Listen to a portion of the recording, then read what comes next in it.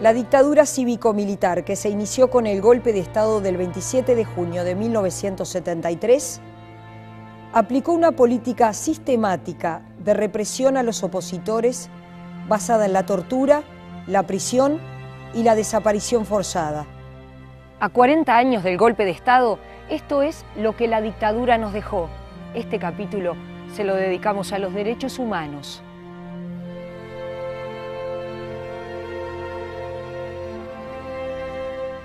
¿La dictadura significó una fractura para la sociedad uruguaya? Los griegos llamaban oikeion a ese orgullo por lo propio, por lo que nos define, por algo que se vive con un sentimiento de exaltación. Eso estalla en pedazos con un evento como el del golpe de Estado, en el vivir en estado de amenaza permanente, cotidianamente, temor a la prisión arbitraria, temor a la tortura, o una tortura que fue de una crueldad de alta sofisticación. Y la tortura no toma solo como blanco a las víctimas. La tortura es un estado genérico que afecta a toda la comunidad a la que está dirigida. Según la investigación histórica de la Universidad de la República, entre 1973 y 1985 desaparecieron 177 uruguayos. Hubo 116 asesinatos políticos y más de 6.000 presos políticos. En materia de derechos humanos, ¿quedaron deudas pendientes? Y esto forma parte del pleito a propósito del relato de lo que ocurrió.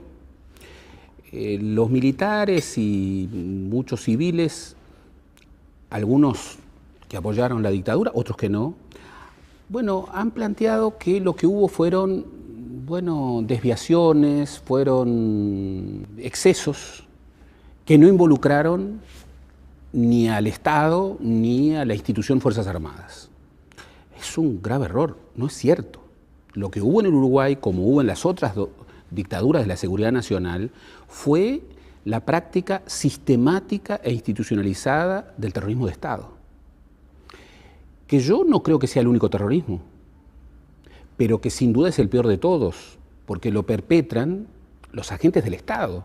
¿La dictadura se ensañó en particular con las mujeres? En todos los casos fue atroz, un ensañamiento tal vez particular con la mujer por su condición de mujer. Yo diría también por algo que tiene que ver con la ideología. La mujer se queda en la casa y cuida a los niños, no se mete en política. Ese era un punto que los militares se lo tomaban. ¿Qué está haciendo una mujer que tiene hijos? Una mujer no puede estar en esto. Entonces, además del castigo por ser mujer y salir de su función tradicional, de quedarse en casa y cuidar a los hijos, también, el ensañamiento fue a nivel de la tortura sexual. Fue terrible eso. La dictadura eliminó un parlamento elegido tan solo 18 meses atrás. Clausuró toda la prensa opositora. Disolvió los sindicatos y apresó sus principales dirigentes. Intervino la universidad. Destituyó profesores. Encarceló a sus máximas autoridades. Prohibió toda actividad política y puso fuera de la ley a los partidos de izquierda. Y detuvo, torturó, vejó a miles y miles de ciudadanos, obreros, estudiantes, profesionales, intelectuales, de todas las clases, edades y condiciones, y mató en la calle y en las cárceles. El terrorismo de Estado no es un desborde de las fuerzas represivas, no, es la búsqueda de generar terror en una sociedad con objetivos muy concretos. Que en esa sociedad, por el terror impuesto, desaparezca la protesta social, desaparezca, la búsqueda de redes que discutan el futuro, la búsqueda de proyectos alternativos al poder. Comienzan las grandes operaciones del terrorismo de Estado, que tuvieron como foco al Partido Comunista, que tenía una acción clandestina de oposición a la dictadura. Lo que tenían como foco era, algunos sectores que todavía se mantenían en red, sobre todo en Argentina. No debemos olvidar de que la mayoría de los desaparecidos uruguayos se dan en Argentina como consecuencia del Plan Cóndor. El secuestro y asesinato de opositores no conoció fronteras. La Operación Cóndor, acción coordinada de las dictaduras de la región, hizo del Cono Sur un campo de represión e intercambio de prisioneros.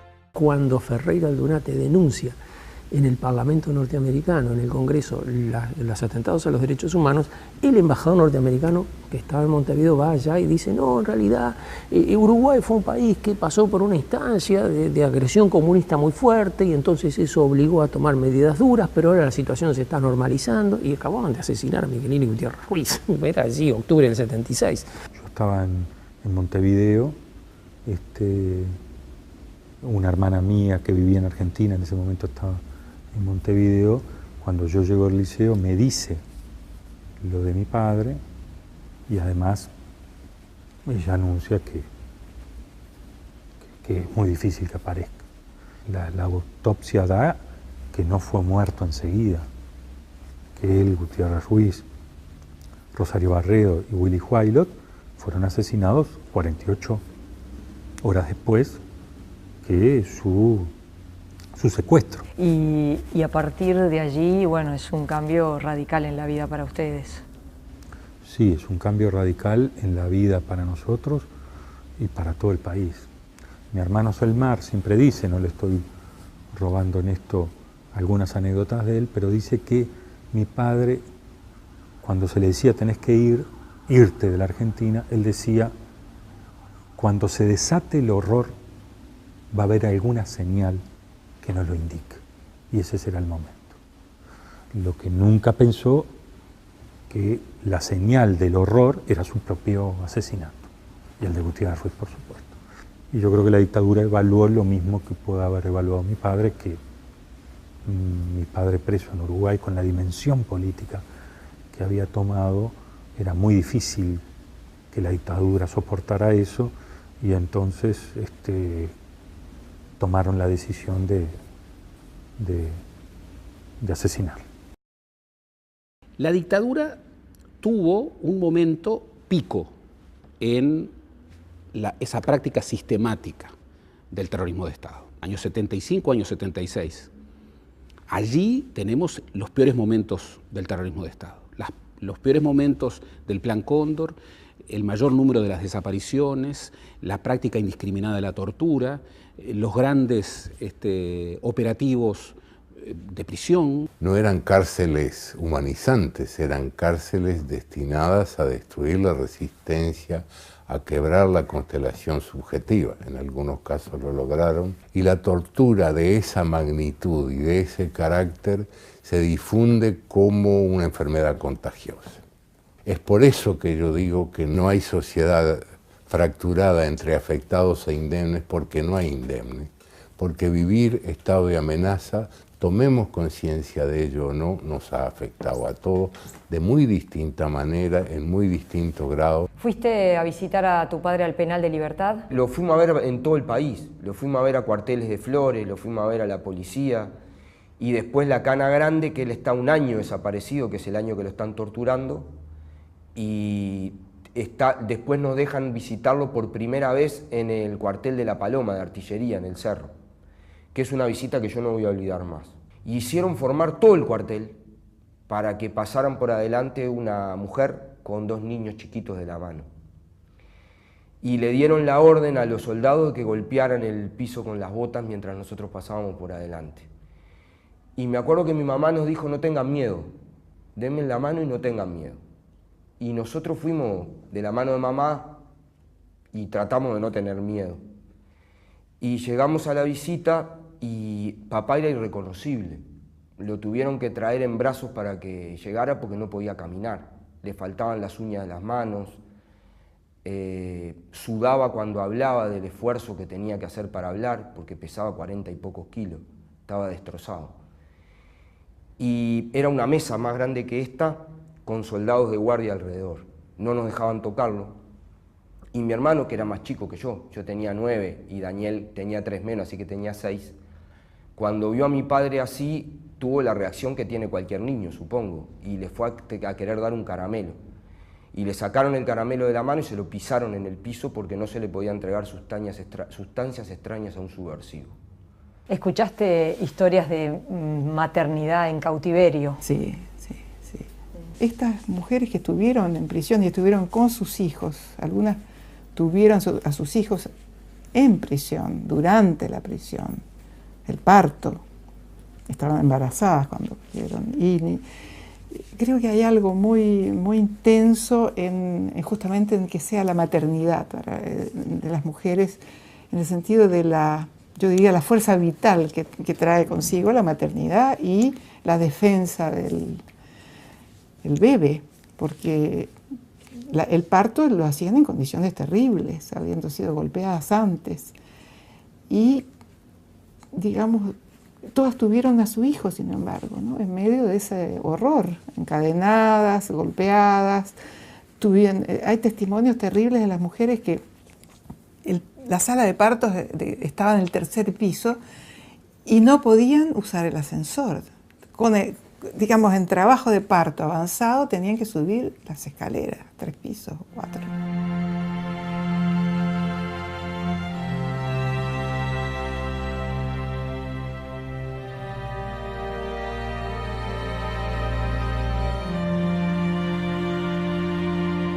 Tú salís mañana caminando de tu casa sin haber hecho nada grave, salvo no estar de acuerdo con la dictadura, y en la esquina para una camioneta, se abre, una de esas tipo combi, se abre, te meten para adentro, te meten una capucha, al piso, llegás a un lugar, después de un trayecto largo, te desnudan, te cuelgan para atrás, te izan con una roldana y te empiezan a dar picana. Sin decirte nada. Y a partir de ahí te bajan y, bueno, dale, habla. Siempre capuchada, meses, con esa situación todos los días. Todos los días, todos los días, todos los días, todos los días, todos los días. ¿Cómo fue llegar a contar que la tortura era también abuso sexual, era también violencia sexual, que son temas muy complicados de poder hablar, de poder explicitar? Empezamos de a poquito y algunas compañeras empezaron a poder escribir algo. Y había una compañera que empezaba a hablar en la reunión y decía, porque yo tengo que decir, tengo que poder decir, y no puedo. Y se quebraba y empezaba a llorar. Entonces, las que estábamos un poquitito más fuertes, por decirlo de alguna manera, dijimos, bueno, pero hay que tratar de ayudarla a esta compañera y a otras que no pueden y todo lo demás. Y buscábamos que empezara a poder conversar.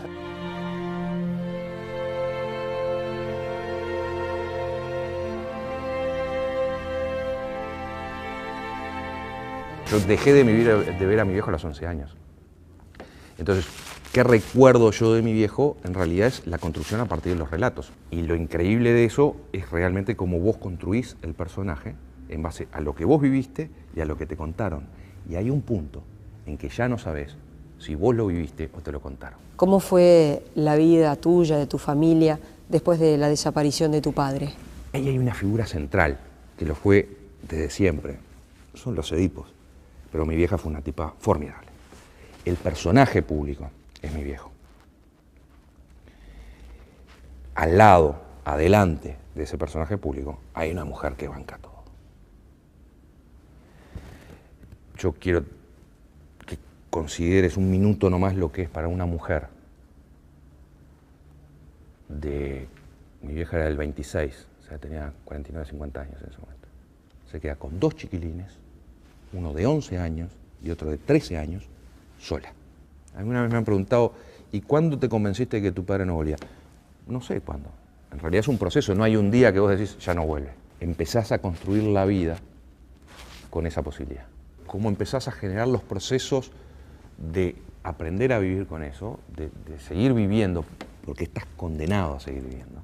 Yo caigo preso preparando un año después, en el 81, una volanteada por el 27 de junio de 1981. En esa redada, en esos días, cae la dirección clandestina de la FEU, la dirección clandestina del Partido Comunista, encabezada por la bruja Pachela, por José. Y nosotros éramos un grupo de estudiantes de secundaria que estábamos preparando esas cosas y nos delatan tiras que había en las clases, ¿no? Había profesores tiras y había estudiantes tiras. Y nos fueron a buscar, nos torturaron en inteligencia a la policía en Maldonado y Paraguay. ¿Vos tenías? 16, y era uno de los más grandes de ese grupo de secundaria. Nos dieron muchísimo, nos dieron mucho.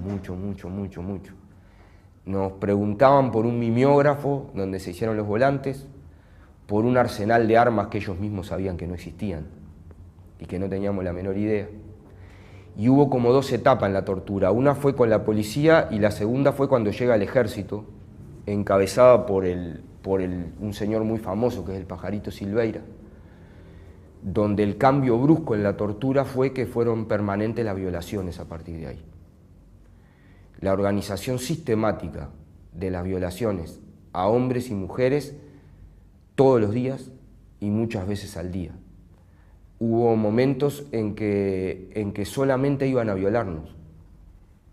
Cuando nos violaron ahí no te preguntan nada cuando te violan, nunca hubo interrogatorio en la violación. Era como para destruirte como gente, ¿no?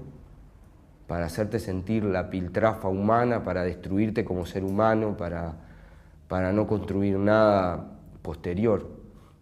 El objetivo era saber la mejor forma de torturar a un ser humano para lograr sus objetivos. Y el objetivo era ese, era destruir. Era que si vos podías salir, que salieras renegando de todo lo que habías hecho. Y claro, pero es como un tipo de tortura especial, no es cualquier tortura, un abuso, una violación. En eso participaba mucho personal, participaban las jerarquías militares. Eso dependía de los lugares donde estuvieras. O sea, lo que era siempre era, por supuesto, la capucha, la desnudez forzada.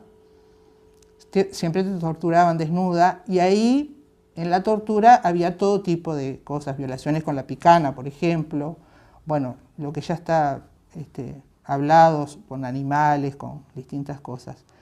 Pero después, esa persona que quedaba muy destruida, muy desvalida, muy lastimada, quedaba en una pieza sola, bajo el cuidado entre comillas, de todo tipo de seres que no sabías quiénes eran. Entraban y salían. ¿Había autoridades militares que se apropiaban de las mujeres que estaban presas? Sí, eso pasó. Elegían también. A veces te hacían luchar frente a toda la tropa, con la capucha puesta, por supuesto, pero sentías las voces de todos los que estaban alrededor. Y por supuesto nos degradaban, mugrientas, pichis, porque si te hubieras quedado en la cocina, te hubieras ocupado de tu casa, no estarías acá. Uno de los primeros problemas que tenemos con la desaparición, con un tipo que no está ni vivo ni muerto, ni preso ni libre, es cómo te movés. ¿Qué permiso de menor? Anda a tramitar un permiso de menor. ¿Cómo fue para vos la aparición de los restos de tu padre? El cuerpo aparece en el batallón 13, aparece un cuerpo entero, un esqueleto entero, el 1 de diciembre de 2005. Fui a sacarme sangre con Soledad Civils. La sangre va para no sé dónde, para no sé qué. Días después, ya en marzo, unos días después en marzo, me llaman por teléfono a casa, es tu viejo. Y ahí tenés 2 cosas. El shock, sin duda. Es tu viejo. Es como brutal. Ahí se te viene años encima. Años. Se te viene tu vieja. Se viene mi hermano muerto hace un rato, que no lo llevo a ver. Te pasa la aplanadora por arriba. Yo tenía, ¿cuánto apareció mi hijo? 42 años. Luisa ya tenía 80 y largo y no sabíamos nada de Nevio. ¿Qué podés contarnos sobre tu hijo, Luisa, sobre Nevio? ¿Cómo es el recuerdo de mi hijo? Me dio tanto trabajo, vos no lo sabés, porque él quería lo que quería. Lo que quería era tener sus amigos, y sus amigos eran los pobres que tenían su casucha al lado del río Negro. y él andaba atrás de ellos acomodándolos, y cuando yo quería acordar, él se venía con 2 o 3 y decía, mamá, es que no había comido, tenía que comer conmigo, ¿cómo lo iba a dejar sin comer? Y esas eran las historias de él todas. Lo que recuperas es un objeto, no un sujeto. Y efectivamente lo que recibo es una caja de plástico con huesos. Eso no es un sujeto, eso es un objeto. Ahí no está mi viejo. Mi viejo está con el trapo colgado lleno de grasa al lado de la parrilla haciendo un lechón en la coronilla, gritando en energúmeno al juez, hinchando por Nacional en el anillo medio de la Olímpica. Ahí está. Mi viejo está en el relato de sus compañeros de facultad y del partido. No solamente vos contás con lo que tenés, porque lo que tenés es cortito y prontito se te termina, porque la vida se va acumulando hasta que se termina. Y yo estoy ahí en esa, tranquilamente. Mi vida se termina, eso lo sé.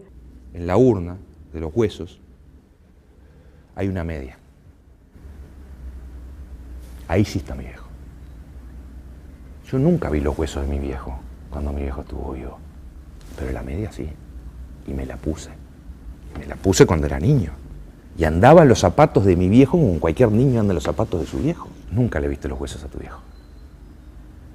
Le viste los ojos, lo viste actuar, le viste la voz. Tenés los mimos, tenés los cocorrones. No tenés los huesos. El operativo Copamiento de la ciudad de Pando, llevado a cabo por los terroristas, fue desbaratado por la acción coordinada de las fuerzas de la ley. Sucedió un 8 de octubre de 1969. Quien elige no recordar su pasado está condenado a repetirlo. ¿Dónde naciste y cuáles fueron las circunstancias de tu nacimiento? Nací en Suecia, en Estocolmo. Mis padres, acá en Uruguay, en Montevideo, militaban en la Juventud Comunista. Y bueno, cuando se da el golpe en el 73, ellos siguen militando, de todas maneras, clandestinamente después, hasta que, bueno, llega el momento de tener que irse de Uruguay, porque no había más remedio, porque estaban requeridos. Y bueno, mi padre se fue para Brasil, primero con algunos de los hermanos y el padre, y mi madre se fue para... Mi madre en realidad cayó presa, entonces estuvo casi 3 años presa acá, y después de que le dieron la libertad en el 79, se fue para Suecia, donde ya estaba mi padre, que ya había llegado como 2 años antes, y bueno, mi madre llegó en el 79 y en julio del 79 se casaron y en julio del 80 nací yo allá en Estocolmo. ¿Cómo fue el regreso a Uruguay? ¿Cómo fue la inserción en el país? Siempre cuentan mis padres que el regreso fue al final más complicado de lo que se esperaban porque no encontraban trabajo. No encontraban trabajo por haber estado exiliados y más mi madre que había estado presa, o sea, no le daban trabajo por esa situación. Uno, que de a poco va tomando conciencia de las cosas terribles que pasaban acá. Y sobre todo sabiendo que a un ser tan querido como es la madre, le había tocado vivir la peor de las experiencias. Y sí, bueno, fue en la adolescencia, 16, 17 años, que empecé a leer material sobre lo que había pasado acá, descripciones básicas de los métodos de tortura, ¿no? Esa cosa que uno tiene como de tratar de saber, bueno, mi madre estuvo presa en este periodo, en estos lugares que estuvo, y bueno, ¿y qué pasaba en esos lugares, no? Entonces, y bueno, y en realidad ahí me empecé como a enterar de las cosas terribles que se hicieron, de cómo hubo una violación sistemática de los derechos humanos, y bueno, y cómo mi madre fue una de las personas que le tocó pasar por esas situaciones. No es fácil decir esto, pero uno ya lo tiene como asumido. Nos costó, ¿sabes qué, Ana María? Nos costó hasta asumirnos como víctimas. Durante mucho tiempo yo sentí que las víctimas eran los desaparecidos y los muertos, que yo no, porque estaba vivo. Y la tragedia de la dictadura fue tan grande que uno siente que el pedacito que le tocó no importa. Cuando relataron estos hechos a los jueces, ¿con qué se encontraron? ¿Fue aceptado que esto que les sucedió era abuso, era violencia? Y encontramos situaciones bastante diferentes. Jueces que parecía que no estaban muy enterados que había habido un golpe de Estado en este país. Hasta cierto punto justificaban lo que te había pasado, decía, bueno, pero ¿usted qué responsabilidad tenía? Porque a usted la violaron, pero ¿usted es responsable de qué? Y muchas veces uno habla de los militares, ¿no? De los militares implicados, pero la policía, porque en realidad uno de los peores lugares donde ella estuvo, que fue en el Departamento de Inteligencia y Enlace, que fue un lugar donde la torturaron horrible, los que torturaban era la policía, no eran militares. Y los civiles y los médicos que la revisaban, y ellos decidían si aguantaba un poco más la tortura o si había que dejarla unos días tranquila. Y uno tiene que aprender a vivir con eso, ¿no? Y con un país que en realidad con todo ese tema prefiere hacer la plancha. Y había cosas de crueldad terribles. Por ejemplo, ellos tenían 5 litros de leche para repartir entre los niños en una gran olla y un anafre chiquito. Y la cuidadora a las 5 de la mañana, ellas ponían muy temprano a calentar la leche porque iba muy despacito. Una de las guardianas entraba y apagaba el anafre. Apagaba para que se enfriara la leche. Es decir, esas cosas sutiles de perversas, ¿no? que estaban en todos lados. Porque además de hacer cantar a la gente, de apalear, de violar, de golpear, había ese destrato, ¿no? Incluso de otra mujer guardiana. Cuando vos seguís amontonando verdad y verdad y verdad y verdad, llega un momento en que la impunidad no tiene lugar, la impunidad sale y ahí queda la justicia. Cuando 28 mujeres dijeron su verdad y contaron sus cosas espantosas, espeluznantes, y lo dijeron con lágrimas, porque yo salí llorando del juzgado y la mayoría de las compañeras salimos llorando con una angustia impresionante, porque no es lo mismo recordar un hecho, que lo puedo hacer contigo, que revivir. Frente al juez, a los jueces, nosotros revivimos porque por las propias preguntas que se hacen y por la situación que te encontrás, de que como que te encontrás por fin 30 años después pudiendo hablar de lo que te pasó y de lo que le pasó a otros compañeros que estaban ahí adentro, el revivir te remueve todo.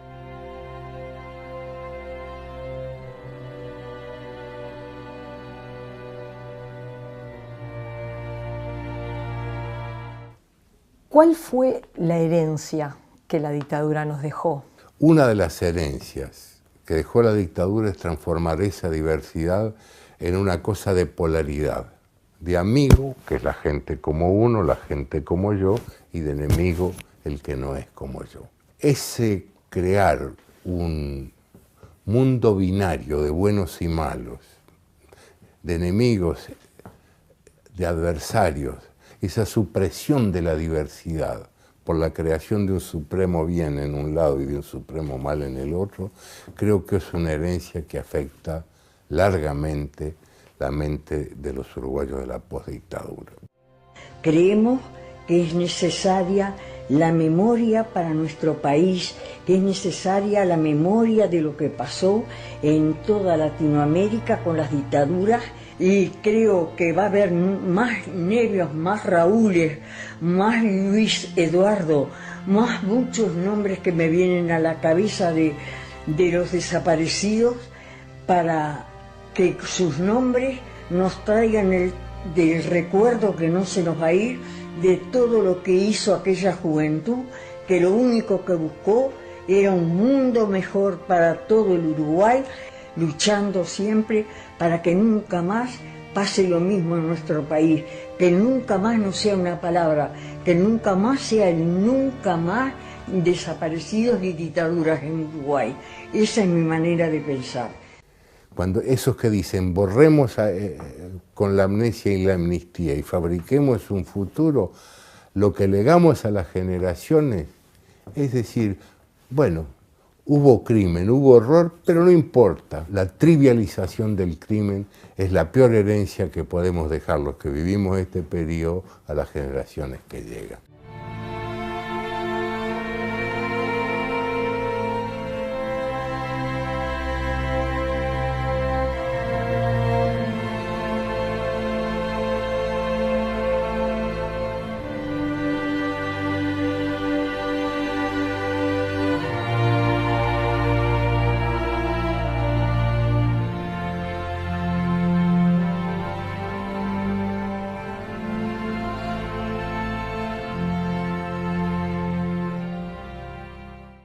Entre 1973 y 1985 desaparecieron 177 uruguayos.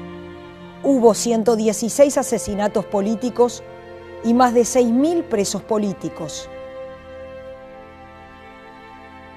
En materia de derechos humanos, ¿quedaron deudas pendientes? Y esto forma parte del pleito a propósito del relato de lo que ocurrió. Los militares y muchos civiles, algunos que apoyaron la dictadura, otros que no, bueno, han planteado que lo que hubo fueron, desviaciones, fueron excesos que no involucraron ni al Estado ni a la institución Fuerzas Armadas. Es un grave error, no es cierto. Lo que hubo en el Uruguay, como hubo en las otras dictaduras de la seguridad nacional, fue la práctica sistemática e institucionalizada del terrorismo de Estado. Que yo no creo que sea el único terrorismo, pero que sin duda es el peor de todos, porque lo perpetran los agentes del Estado. ¿La dictadura se ensañó en particular con las mujeres? En todos los casos fue atroz, un ensañamiento tal vez particular con la mujer por su condición de mujer. Yo diría también por algo que tiene que ver con la ideología. La mujer se queda en la casa y cuida a los niños, no se mete en política. A ese orgullo por lo propio, por lo que nos define, por algo que se vive con un sentimiento de exaltación.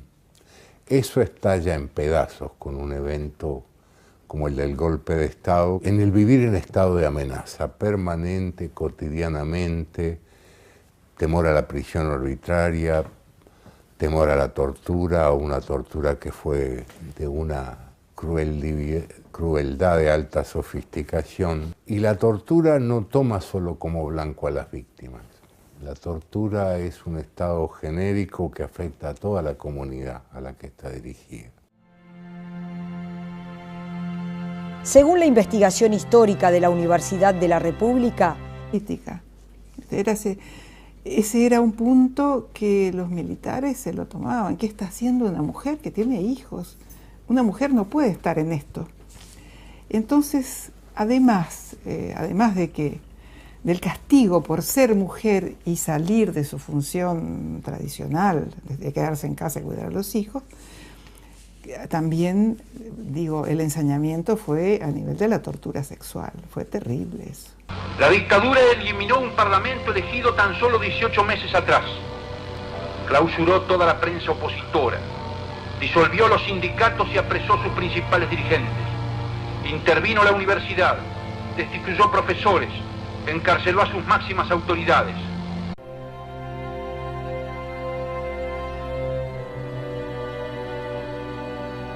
la dictadura cívico-militar que se inició con el golpe de Estado del 27 de junio de 1973 aplicó una política sistemática de represión a los opositores basada en la tortura, la prisión y la desaparición forzada. A 40 años del golpe de Estado, esto es lo que la dictadura nos dejó. Este capítulo se lo dedicamos a los derechos humanos.